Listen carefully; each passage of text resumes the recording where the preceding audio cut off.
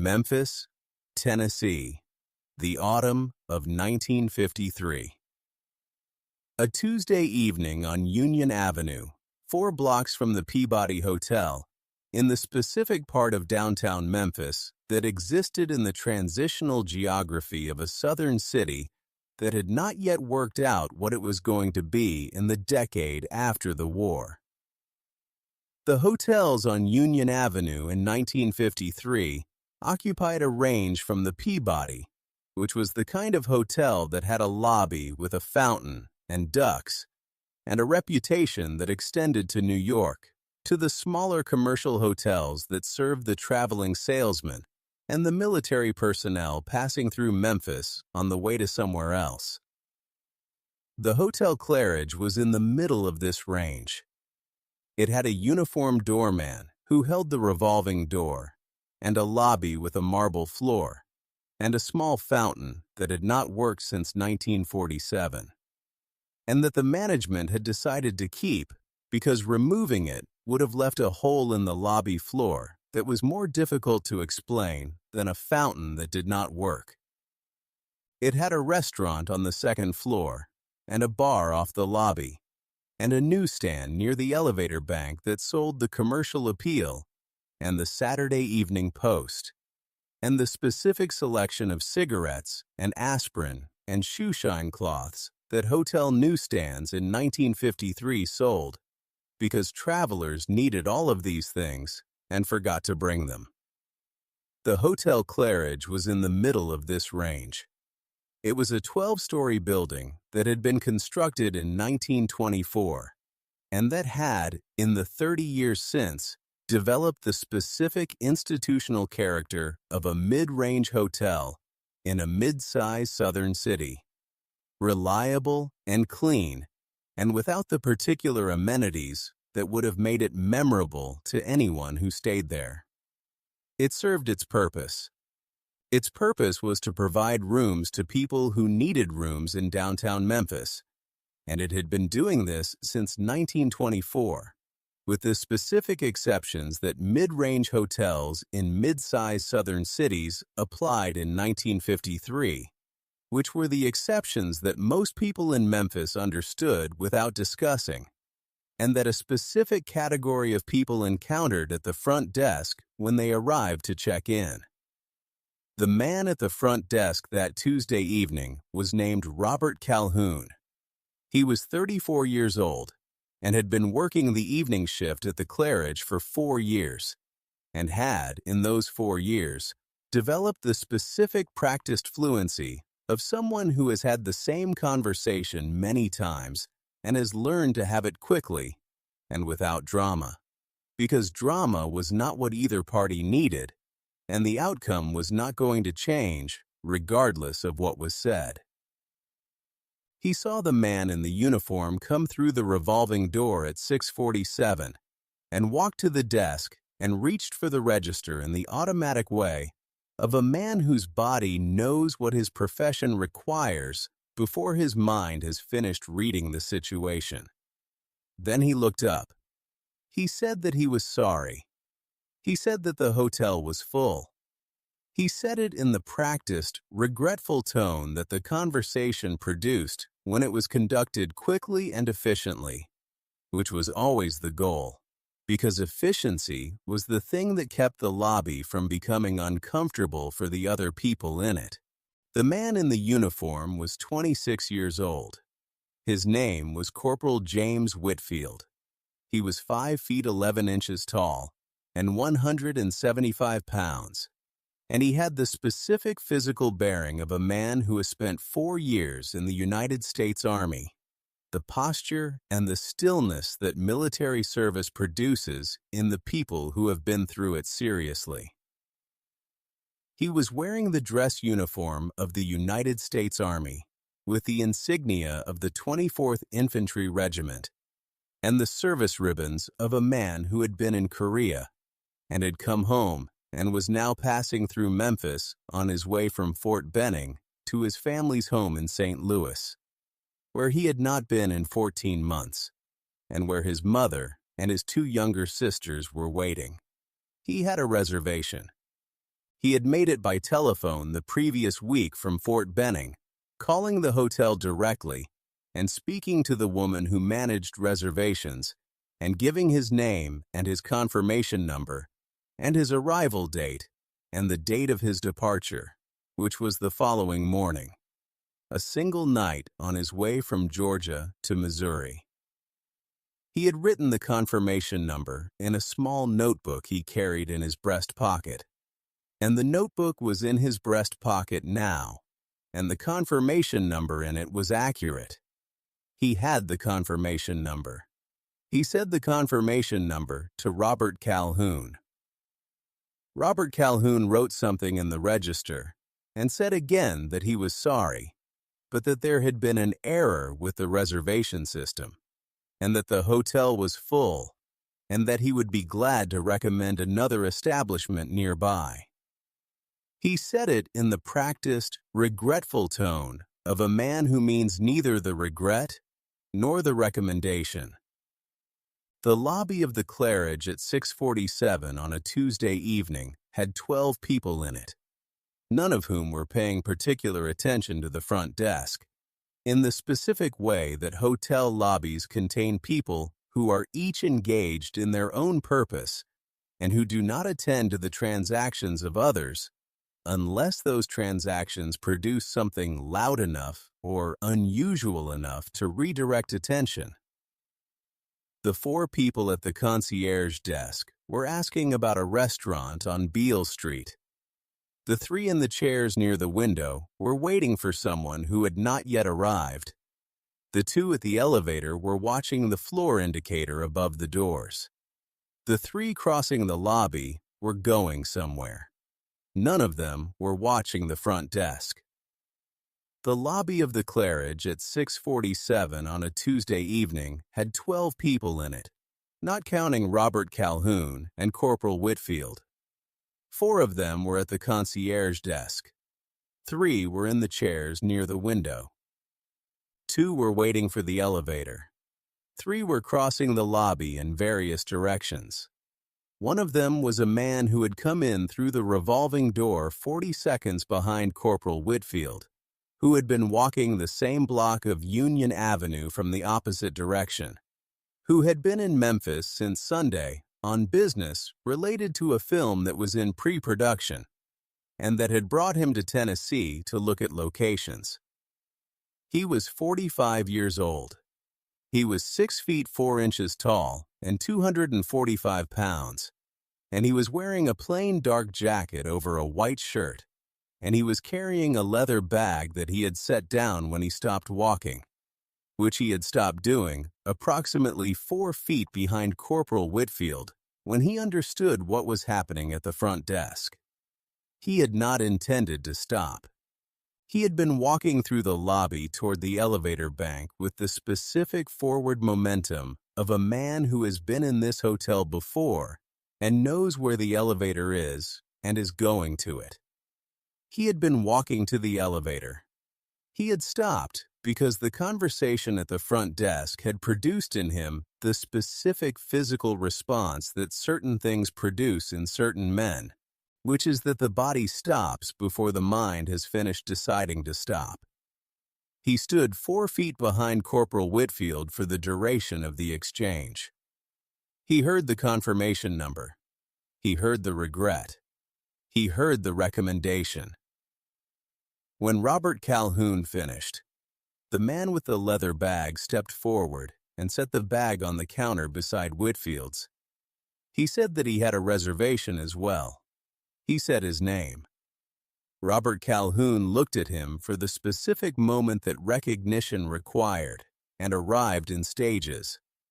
The name and the face matched, and the match registered, and the registration produced in Robert Calhoun's face the shift that faces make when a piece of information arrives that reorganizes the situation the face had been managing.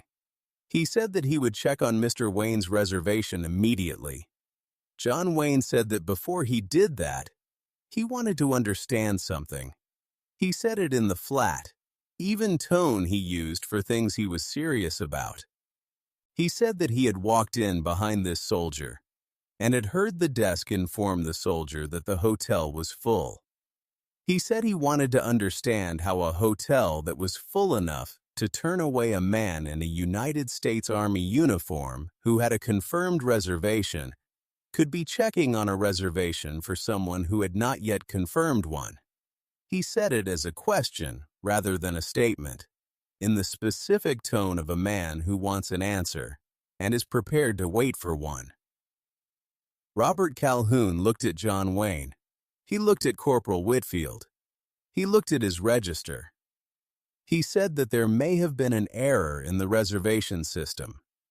John Wayne said that he understood, and that he had a suggestion for how to resolve the error, and that the suggestion was going to require Robert Calhoun to look again at the register he had just looked at and arrive at a different conclusion than the one he had arrived at the first time. He said that if the hotel had a room available for him, the soldier should have it. He said that if the hotel had 2 rooms available, the soldier should have one of them. He said that if the hotel had no rooms available, then both of them would be going elsewhere, and he would be sure to tell the people at the production office why, since the production office had been the one to arrange the reservation at this hotel, and would likely have something to say about arranging future reservations here. He said all of this in the same flat, even tone, without raising his voice, without performing anything about what he was saying. Robert Calhoun stood at the front desk for a moment. Then he opened the register. He said that it appeared there had been an error, and that there were in fact 2 rooms available, one on the 7th floor and one on the 9th, and that he apologized for the confusion and would be glad to check both gentlemen in. John Wayne looked at Corporal Whitfield. He said that the soldier had been waiting longer and should have first choice of rooms. He said it in the matter-of-fact way of a man applying a simple principle of fairness that does not require explanation.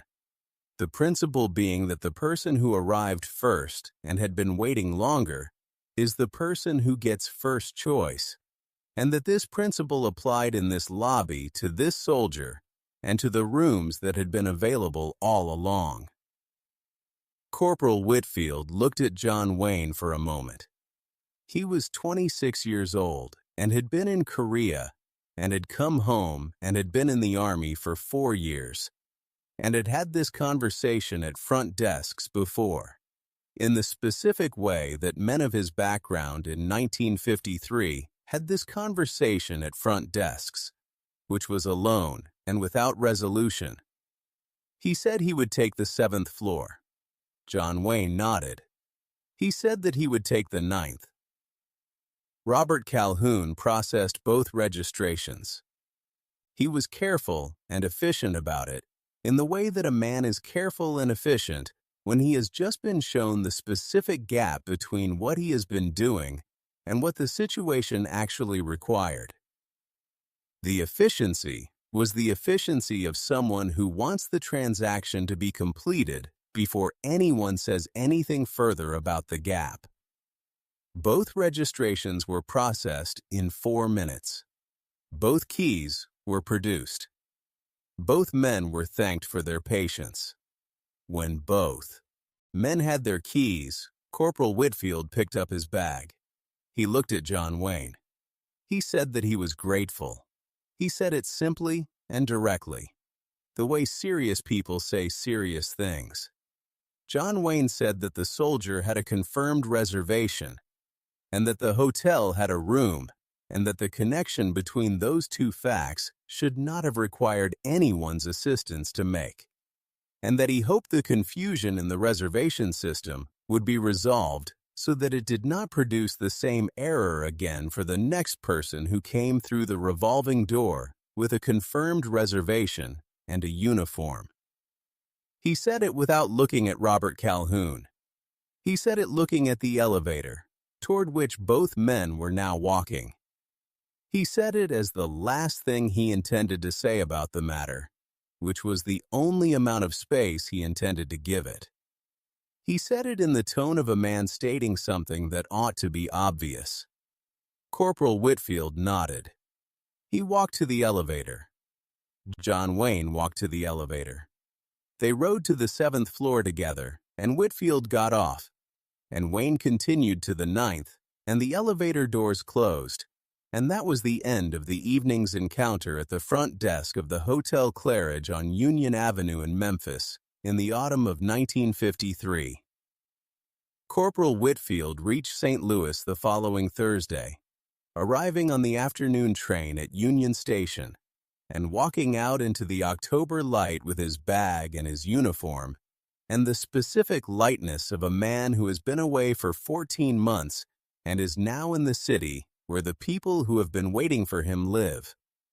His mother was at the station. His 2 younger sisters were at the station. The reunion on the platform at Union Station was the kind of reunion that 14 months and Korea and everything that had happened in the 14 months produced, which is the kind that contains more than it displays, and that people who are in it understand as complete before either party has said anything. He told his mother what had happened at the Claridge that same evening, sitting in the kitchen of the family home on Cora Avenue, while his sisters did the dishes, and his mother listened with the complete attention she gave to things that she wanted to understand fully before she responded. He told her the whole of it from the revolving door. When he finished, she was quiet for a moment. He told his mother what had happened at the Claridge.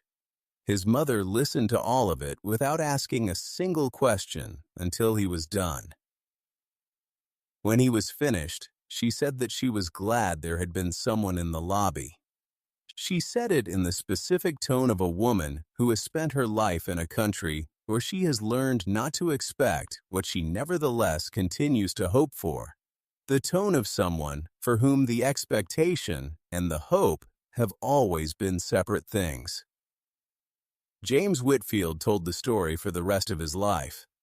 He told it to his children and his grandchildren, and to the men he worked with after he left the Army and became an engineer for the city of St. Louis, and to the men he played cards with on Friday evenings for 20 years, and to his pastor, and to the members of his congregation, and to the congregation of his church in St. Louis when the occasion arose, which it did more than once in the years after 1953. He always told it the same way. He always started at the revolving door at 647 in the lobby of the Claridge on Union Avenue. He always said the confirmation number because the confirmation number was the thing that established what the situation actually was before anyone had a chance to define it as something else. He always described the moment when the man with the leather bag stepped forward and set it on the counter and said his name and then asked the question. He said that the question was the thing, not the outcome. The outcome was a hotel room on the 7th floor of the Claridge, which was what he had reserved and what he had a right to, and the right to it had not required anyone's assistance to establish. What the question did was refuse to let the situation end the way it had been ending. And the refusal had come from a man who had no obligation to make it, and nothing to gain from making it, and who had made it anyway. In the flat, even tone of someone for whom refusing to walk past a thing that was wrong was not a choice, but a habit so ingrained that it no longer registered as a choice. That was the thing James Whitfield told for the rest of his life. Not the room, the question, and the tone in which it was asked.